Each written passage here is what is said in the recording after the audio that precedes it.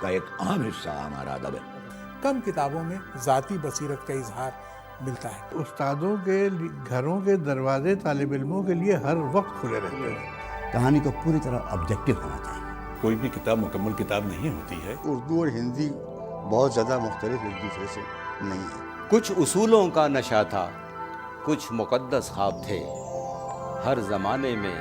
شہادت کے یہی اسباب تھے۔ ناظرین آداب، پروگرام کتابوں کی دنیا میں میں آپ سبھی کا استقبال کرتا ہوں۔ آج ہم گفتگو کریں گے ڈاکٹر خلیق انجم صاحب کی بہت ہی مشہور و معروف کتاب جس کا نام ہے مجھے سب ہے یاد ذرا ذرا، اور ہمارے ساتھ اس کتاب پر گفتگو کرنے کے لیے موجود ہیں پروفیسر صدیق الرحمن قدوئی صاحب، جو کسی بھی طرح سے علمی اور ادبی دنیا میں محتاج تعارف نہیں ہے۔ آپ غالب انسٹیٹیوٹ کے سیکریٹری ہیں اور جواہر لال نہرو یونیورسٹی کے سابق استاد ہیں۔ ڈاکٹر صاحب، اس پروگرام میں آپ کا میں دل کی گہرائیوں سے استقبال کرتا ہوں۔ ڈاکٹر صاحب، اس کتاب پہ گفتگو کرنے سے پہلے میں سب سے پہلے یہ چاہوں گا کہ آپ یہ بتائیں ہمارے ناظرین کو کہ علمی اور ادبی دنیا میں ڈاکٹر خلیق انجم صاحب کا کیا مقام ہے؟ دیکھیے، خلیق انجم صاحب ان لوگوں میں ہیں جنہوں نے اپنی ادبی زندگی بہت ہی کم عمر میں شروع کی۔ کم عمر ان معنوں میں کہ جس وقت لوگ صرف پڑھتے لکھتے رہتے ہیں اور اپنی تربیت ہی کرتے ہیں، اس وقت انہوں نے لکھنے پڑھنے کے ساتھ ساتھ درسی کاموں کے ساتھ ساتھ مضامین لکھنے شروع کر دیے تھے، تحقیق شروع کر دی تھی، اور جن صحبتوں میں وہ بیٹھتے تھے وہ سب بڑے اپنے زمانے کے محقق تھے، اور نہایت باادب ان کے سامنے رہ کر انہوں نے وہ سب کچھ سیکھا جو ان کے زمانے میں تحقیق کے آداب تھے۔ تحقیق سے ان کو خصوصاً دلچسپی تھی، انہیں دلچسپی تھی کلاسکس سے، اور کلاسکس کو دریافت کرنا، اور اس کو دریافت کر کے پھر ان کوشش یہ کرنا کہ ان کی جو اصل حالت رہی ہوگی اس کو دریافت کریں۔ چنانچہ انہوں نے بہت ابتدا سے مظہر جان جانا، میر تقی میر، سودا اور اسی عہد کے لوگوں کی زندگی اور ان کی شاعری اور ان کے تخلیقات کے بارے میں لکھنا پڑھنا اور کرنا شروع کیا۔ جی، وہ تو بہت بعد میں کیے انہوں نے۔ اس سے پہلے مرزا مرزا جانا پہ کام کر چکے تھے۔ سودا پہ بہت اچھی کتاب، میں سمجھتا ہوں اردو میں سودا پہ اتنی مستند کتاب اب تک، یعنی تازہ ترین کتابوں میں جو ہے وہ خلیق صاحب کی کتاب ہے، اگرچہ وہ بہت عرصہ ہو گیا اسے چھپے ہوئے، لیکن جتنی محنت انہوں نے کی ہے اور جو اس میں اطلاعات فراہم کی ہیں سودا کے بارے میں اور سودا کے عہد کے بارے میں، وہ میں سمجھتا ہوں کہ ان سے پہلے کم ہی لوگوں نے کی ہے، اتنی تو کی نہیں کسی نے۔ ایک شیخ چاند کی کتاب مشہور تھی اس پہلے سے۔ خیر، تو یہ ابتدا سے ہی انہیں دلچسپی تحقیق سے تھی، اور تحقیق کا میدان ایسا ہے کہ اس میں نظر ایسے ہی لوگوں کی طرف جاتی ہے کہ جن کے بارے میں یا تو کم معلومات ہے، یا اگر معلومات ہے تو وہ تشنہ ہے، یا غلط فہمیاں ان کے بارے میں بہت ہیں، یا پھر اپنا شوق جو ہے وہ اس کے مطابق آدمی دریافت کرتا ہے۔ ڈاکٹر صاحب، یہ کتاب جو ہے وہ خاکوں پر مشتمل ہے، اور پروفیسر شمیم حنفی صاحب نے اس کا پیش لفظ لکھا ہے، اور یہ کتاب جو ہے انہوں نے آپ کے نام سے منسوب کی ہے، اور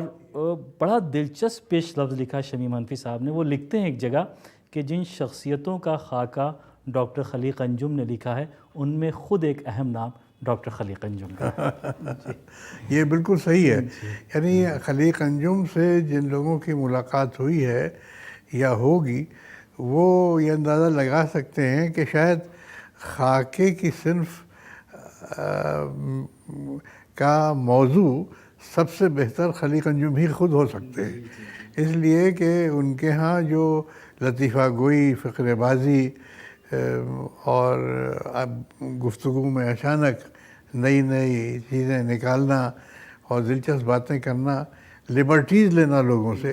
یہ بہت کم لوگ کر پاتے ہیں، اور اس قدر فطری طور پر جتنا خلیق انجم کرتے ہیں ایسے لوگ یا تو نہیں کرتے، یا بڑے پھوہڑپن سے کرتے ہیں، یا بڑا پہلے سے کانکاکٹڈ لگتا ہے، تیاری کر کے وہ اس طرح کی بات کر رہے ہیں۔ خلیق انجم کے ہاں فطری طور پر ایک مزاح نگار قسم کی چیز، مزاح نگار ہے تو نہیں لیکن تحریروں میں بھی چھپا ہوا ہے، جی مزاح نگاری جو ہے وہ اس کو وہی ساری ان کی گفتگو میں آتی ہے۔ چنانچہ جن لوگوں کے انہوں نے خاکے لکھے ہیں، اچھا دلچسپ بات یہ ہے کہ خاکے اس میں ان کے دوستوں کے اتنے نہیں ہیں جتنے کہ بزرگوں کے ہیں۔ ان میں ایک سب سے اہم خاکہ جو ہے وہ شاہد احمد دہلوی کا ہے، جن کو دلی کی تہذیب کا ایک درخشندہ ستارہ کہا جاتا ہے۔ تو شاہد احمد دہلوی صاحب کے بارے میں جو یہ خاکہ ہے اس کے بارے میں آپ ہمارے ناظرین کو کچھ بتائیں۔ صاحب وہ خاکہ بہت اہم اس اعتبار سے ہے کہ بڑی بدقسمتی کی بات یہ ہے کہ شاہد احمد دہلوی جیسے لوگوں کے بارے میں لوگ اب جانتے نہیں ہیں، یا جانتے ہیں تو کم سے کم جانتے ہیں، اور بس اتنا جانتے ہیں کہ ایک رسالہ وہ نکالا کرتے تھے جو بہت مشہور تھا وغیرہ وغیرہ، اور پھر پاکستان چلے گئے اور وہاں موسیقی سے دلچسپی کی بنا پر وہ اسی کے کنسلٹنٹ ٹھہرے۔ ساقی نام کا مشہور رسالہ تھا۔ ساقی اتنا اپنے زمانے کا اتنا بڑا رسالہ تھا کہ اس میں اس زمانے کا کوئی بھی بڑا ادیب ایسا نہیں تھا جو اس میں شائع جس کی کتابیں، جس کی تصانیف شائع نہ ہوتی ہوں۔ جی، اور سب سے بڑی خوبی یہ تھی کہ ادیب جو لکھتے تھے وہ تو لکھتے ہی تھے، شاہد احمد دہلوی پیچھے پڑھ کے لوگوں سے لکھواتے تھے، اور ایسے مصنفین کہ جن کو پڑھنا بھی اس زمانے میں بعض اوقات منع تھا گھروں میں، عصمت چغتائی، منٹو، ان سب سے وہ لکھواتے تھے، اور یہ لوگ لکھتے تھے۔ اور میں سمجھتا ہوں کہ ادب کا اتنا بڑا خزانہ، اپنے زمانے کا ہم عصر ادب جتنا بڑا اس زمانے میں ساقی نکلا ہے، وہ بہت کم رسالوں میں نکلا، اور اس کی وجہ ایڈیٹر کی دلچسپی تھی۔ ایک اور خاکہ اس میں ہے رشید احمد صدیقی کا، جن کا قد جو ہے وہ علمی دنیا میں بہت ہی معتبر ہے، بڑا اہم ہے،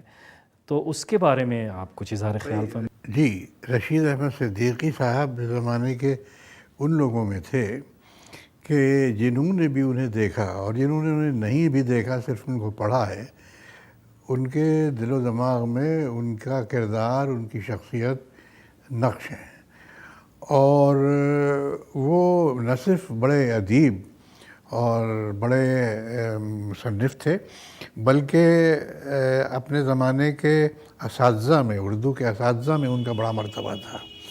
علی گڑھ یونیورسٹی کے وہ طالب علم بھی رہے تھے اور پھر استاد بھی رہے، اور مجھے یہ فخر حاصل ہے کہ میں نے ان کے قدموں میں بیٹھ کر اردو کے ایم اے کا زمانہ ہے، جی میرے استاد ہیں، اور بہت میں نے استفادہ کیا ان سے، یعنی ویسے بھی میرا ان سے بڑا گہرا تعلق تھا، میرے والد کے دوستوں میں تھے، اور اس کے علاوہ بچپن سے ہمارا زمانہ وہ تھا کہ جس میں یہ چھوٹے بڑے کی تمیز ذرا کم ہوا کرتی تھی، بعض چیزوں میں ہوتی تھی، بہت تھی، لیکن اس کے باوجود جہاں تک پڑھنے لکھنے کا تعلق تھا وہاں کچھ چیزیں ایسی تھیں کہ جو سب لوگ پڑھتے تھے اور ہمت افزائی کی جاتی تھی کہ آپ پڑھیں۔ ہر گھر میں وہ کتابیں ہوتی تھیں، جیسے رشید صاحب کی کتابیں ہر گھر میں ہوتی تھیں، اور ہر رسالے میں ان کے مضامین آیا کرتے تھے، اور ہر محفل میں ان کے لطیفے، ان کی باتیں، ان کے چٹکلے ہوتے تھے۔ مزاح نگار کی حیثیت سے اور طنز نگار کی حیثیت سے وہ بہت مشہور تھے، اور ان کی شخصیت بھی کچھ ایسی تھی کہ کچھ بنا بھی رکھا تھا انہوں نے ایسا اپنے آپ کو، اور کچھ مسکہ خیز ایک حالہ تھا جو ان کے گرد تھا، لیکن تھے بے حد وضاقتہ کے آدمی، بہت مہذب، مشرقی یو پی سے ان کا تعلق تھا، جونپور سے۔ علی گڑھ کی پرانی تہذیب اور تعلیم جو تھی وہ رس رس میں تھی ان کی، اور وہ سمجھتے تھے کہ علی گڑھ بس حرف آخر ہے اس دنیا کا، وہ خطہ ہے کہ جس کے بعد شاید کوئی اور خطہ نہ ہو، اور بلکہ کہتے تھے وہ کہ جب کوئی بہت اچھا آدمی مجھے ملتا ہے اور اس سے گفتگو ہوتی ہے اور پتہ چلتا ہے کہ یہ کتنا کہاں کہاں رہا ہے کیا ہے، اور پھر اچانک معلوم ہوتا ہے کہ علی گڑھ کا پڑھا ہوا نہیں ہے، تو میرا دل کہتا ہے ہائے کیا کسر رہ گئی۔ جی تو یہ اس طرح کی باتیں کیا کرتے کرتے ہیں۔ خلیق انجم صاحب نے ایک بڑی دلچسپ بات ان کے بارے میں اس کتاب میں تحریر کی ہے کہ وہ ایک اچھے ادیب کے ساتھ ساتھ ایک اچھے انسان بھی تھے، مذہبی رواداری بھی تھی، شریف النفس بھی تھے اور بہترین طبیعت کے آدمی تھے۔ جی دیکھیے اس زمانے میں جو ہماری طالب علمی کا زمانہ تھا، اور ان لوگوں کا، یہ ان بزرگوں کی جو شخصیتیں تھیں وہ ایسی تھیں کہ استادوں کے گھروں کے دروازے طالب علموں کے لیے ہر وقت کھلے رہتے تھے۔ یعنی میرا کبھی ایسا موقع نہیں ہوا کہ میرا جی چاہے کہ میں رشید صاحب کے یہاں جاؤں اور کوئی رکاوٹ آئے اور میں وہاں پہنچوں اور وہ نہ ملے۔ یعنی اور پھر وہ گھنٹوں بیٹھ کر جس قسم کی گفتگو کرتے تھے، باتیں کرتے تھے، وہ اپنے قسم کی عجیب و غریب باتیں ہوتی تھیں، اور لطیفے بھی سناتے تھے۔ لطیفے کیا، میں بیٹھا تھا ان کے یہاں، ایک خط آیا پاکستان سے، اس میں ایک مشاعرے کی روایت تھی، مجھے خط انہوں نے دے دیا۔ اچھا بولتے بہت کم تھے، مسکراتے زیادہ تھے، اور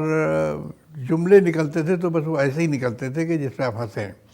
خیر تو میں نے پڑھا پوسٹ کارڈ، تو اس میں یہ لکھا ہوا تھا کہ مشاعرہ تھا، بہت بڑا مشاعرہ تھا،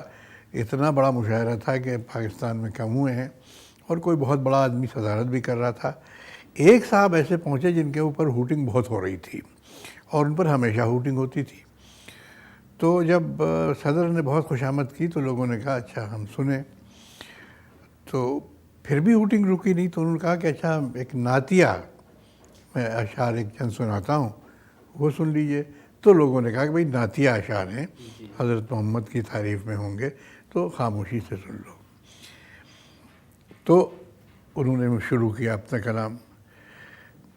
کہ میرے مولا بلا لے مدینے مجھے۔ اب اس پہ بڑا ہنگامہ ہوا کہ یہ تو ان کا شعر ہے ہی نہیں، یہ تو مصرع جانے کب سے مشہور ہے۔ لوگوں نے کہا نہیں بس آپ یہ تو دوسروں کا سنا، ان کا نہیں بھائی سنو تو پورا شعر موری غزل سنو، اس کے بعد کہنا۔ خیر بہت خاموش کرنے پہ جب لوگ چپ ہوئے تو انہوں نے شعر سنایا، میرے مولا بلا لے مدینے مجھے، جینے دیتے نہیں یہ کمینے مجھے۔ تو اس طرح کے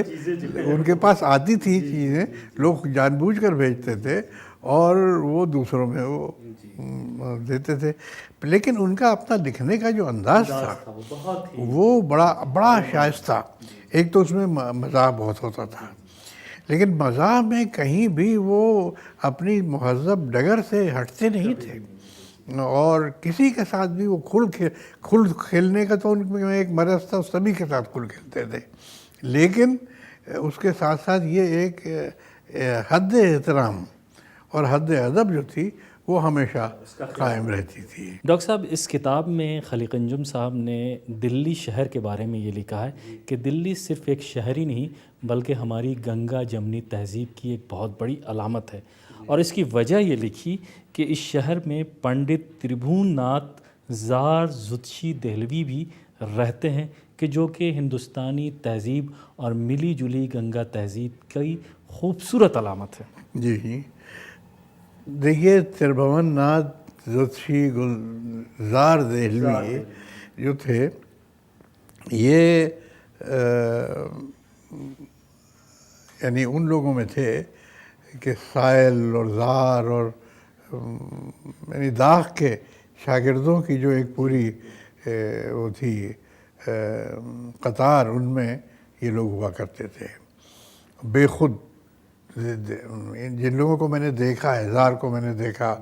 بے خود صاحب کو میں نے دیکھا، اور یہ سب کے سب اپنے اپنے قسم کے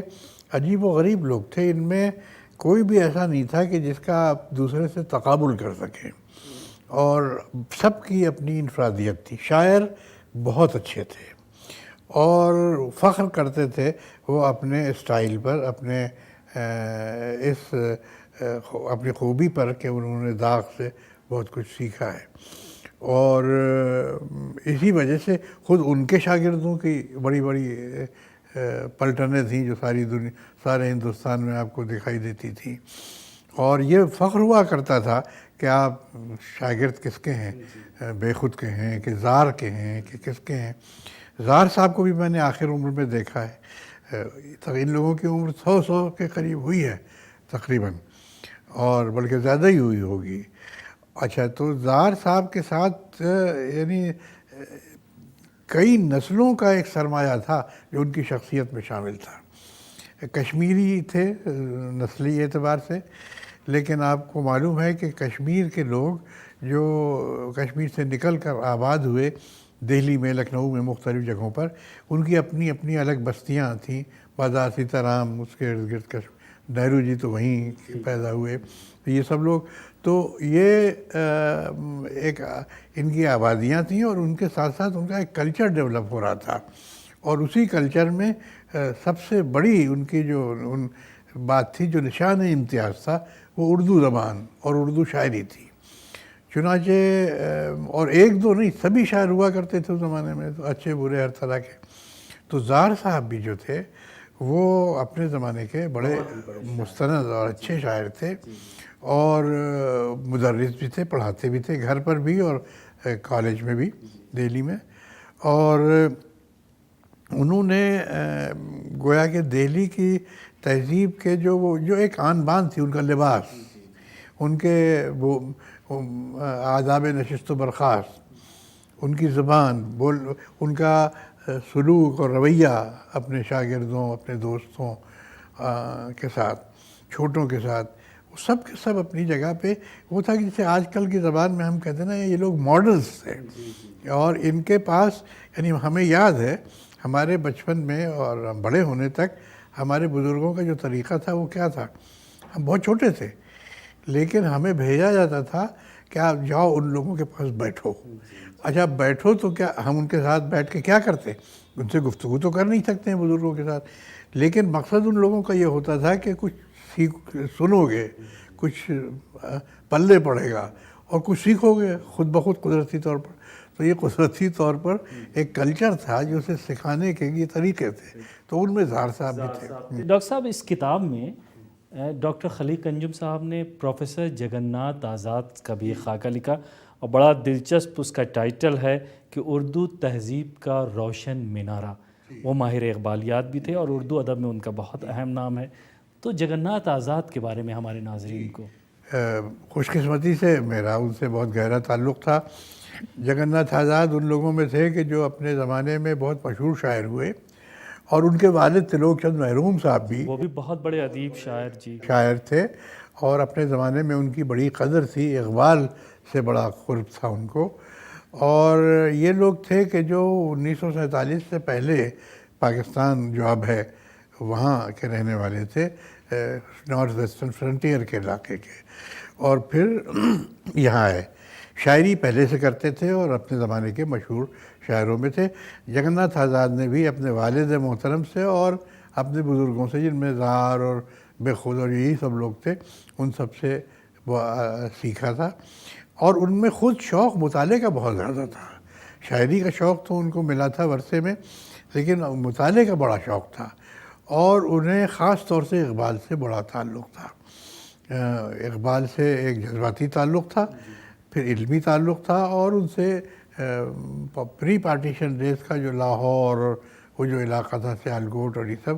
اس میں جو ستون تھے ان میں اقبال سب سے بڑا ستون تھا۔ یہ بھی کہا جاتا ہے کہ ان کے کلام میں اقبال کا انداز بھی ہمیں دکھائی دیتا ہے۔ یہ تو میں بھائی کسی کے بارے میں نہیں کہوں، تو یہ بڑائی نہیں ہے کا، یا کسی بھی بڑے شاعر کے کلام کا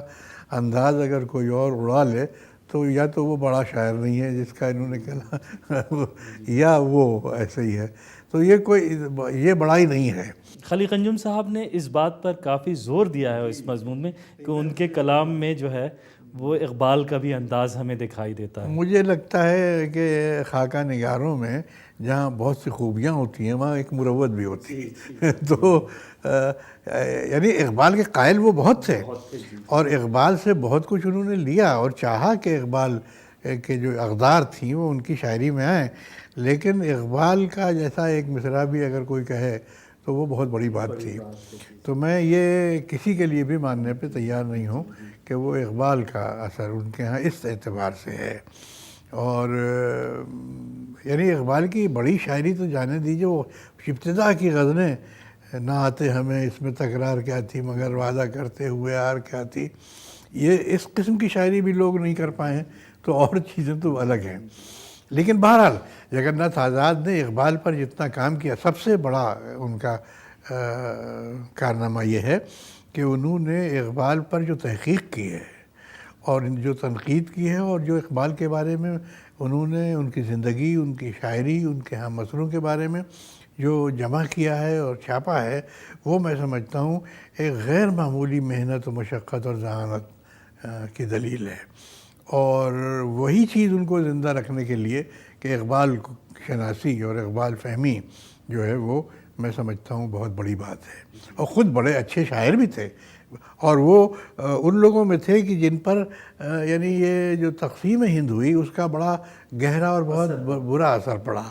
چنانچہ ان کی شاعری میں آپ اس کا اثر پائیں گے. ڈاکٹر صاحب، یہ اس کتاب میں استاد رسا کا بھی ذکر ہے. جی جی. اور خلیق انجم صاحب نے بڑی دلچسپ بات لکھی ہے کہ اگر استاد رسا کو کسی نے نہیں دیکھا اور آدھی دلی دیکھی تو اس نے کچھ نہیں دیکھا، اس لیے کہ آدھی دلی تو خود استاد رسا تھے. جی جی جی.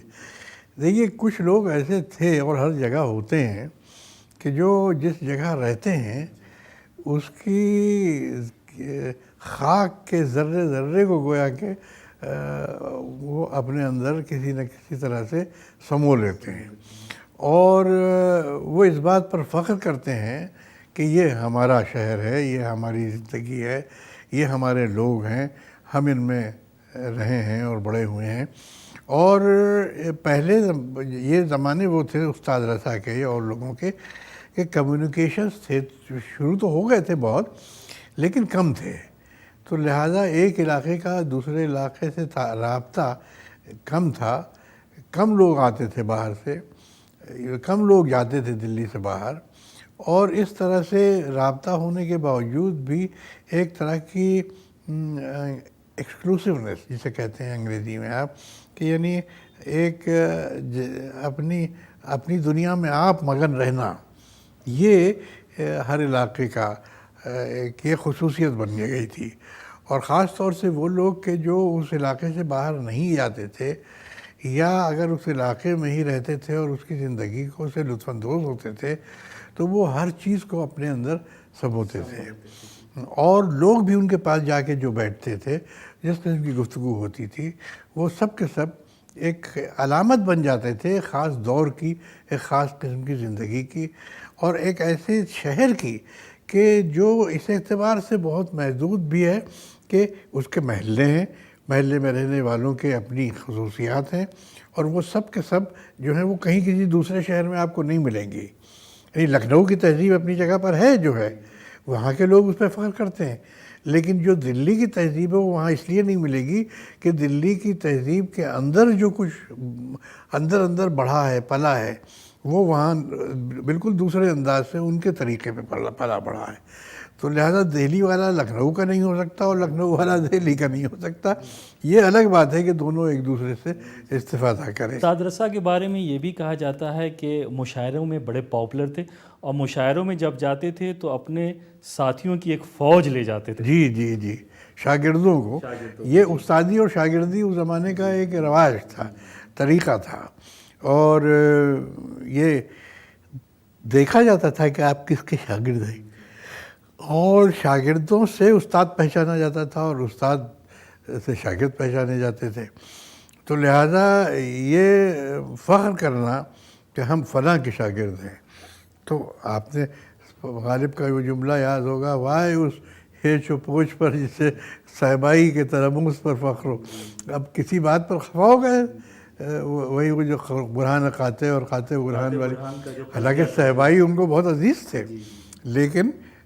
کسی صاحب نے اپنے آپ کو صاحبائی کا شاگرد کہہ کر اس پہ فخر کیا تو اس پر انہوں نے طنز کر دیا. تو یہ تو سب چلتی تھی باتیں، چشمکیں تو چلتی تھی. میر اور سودا کی چشمک، میر حالانکہ دونوں ایک دوسرے کو استاد مانتے تھے، لیکن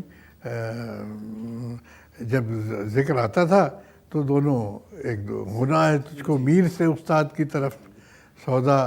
تو اس غزل کو غزل در غزل ہی لکھ، ہونا ہے تجھ کو میر ڈاکٹر صاحب سے. ہمارے پاس وقت کم ہے، لیکن ہم یہ چاہیں گے کہ اس کتاب میں ایک بڑا اہم خاکہ بیگم حمیدہ سلطان کا. جی جی جی. تو میں یہ چاہوں گا کہ 1 منٹ میں آپ ان کی شخصیت کے بارے میں بتا دیں، اس لیے کہ ان کا دلی کی تہذیب کے تعلق سے بڑا اہم کام ہے. دیکھیے میرا تو ان سے بڑا گہرا تعلق رہا ہے، ہماری بزرگوں میں تھی. اور دہلی کی تہذیب کے واقعی یعنی یہ وہ زمانہ تھا جب دہلی کی تہذیب اس اعتبار سے ختم ہو رہی تھی اور اس کا ماتم ہو رہا تھا کہ یا تو پارٹیشن کے بعد لوگ چلے گئے تھے، یا جو رہ گیا تھا وہ بہت کم تھا، اور باہر سے مائیگریشن یہاں بہت ہو رہا تھا. اور دوسرے یہ کہ وہ جس خاندان سے تعلق رکھتی تھی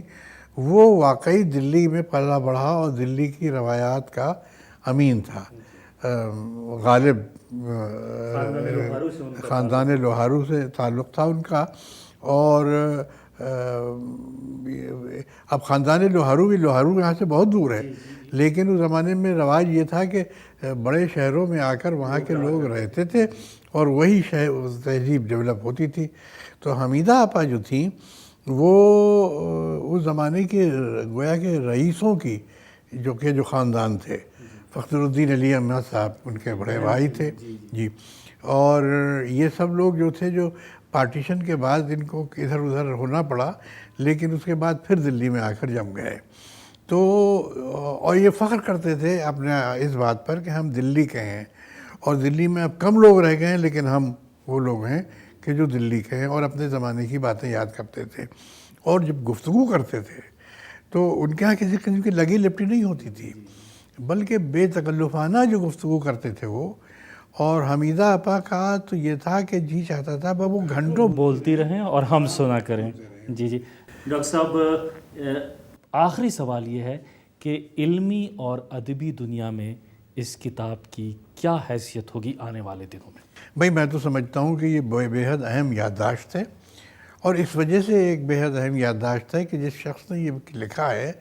اس نے ان لوگوں کو ذاتی طور پر دیکھا ہے اور ان کے ساتھ رہا ہے. تو لہٰذا اس میں جو واقعات ہیں یہ محض امیجنری نہیں، یہ فکشن نہیں ہے، بلکہ یہ اپنی زندگی کے تجربات کا حاصل ہے. اور اس اعتبار سے بہت ہی دلکش اور ایک لذیذ داستان ہے، اور یہ ان سب لوگوں کے بارے میں ہے جو ہمیشہ اردو ادب میں یاد کیے جاتے رہیں گے. بہت بہت شکریہ ڈاکٹر صاحب، آپ نے اس کتاب کے بارے میں ہمارے ناظرین کو بہت اہم اطلاع بہت فرمائی. شکریہ، بڑی تو ناظرین، ہم گفتگو کر رہے تھے ڈاکٹر خلیق انجم کی بہت مشہور و معروف کتاب مجھے سب ہے یاد ذرا ذرا، اور ہمارے ساتھ گفتگو کرنے کے لیے موجود تھے پروفیسر صدیق الرحمان قطوئی صاحب. اگلے ایپیسوڈ میں ہم پھر حاضر ہوں گے کسی ایک نئی کتاب کے ساتھ اور ایک نئے مہمان کے ساتھ. تب تک کے لیے آپ ہمیں اجازت دیجیے. آداب.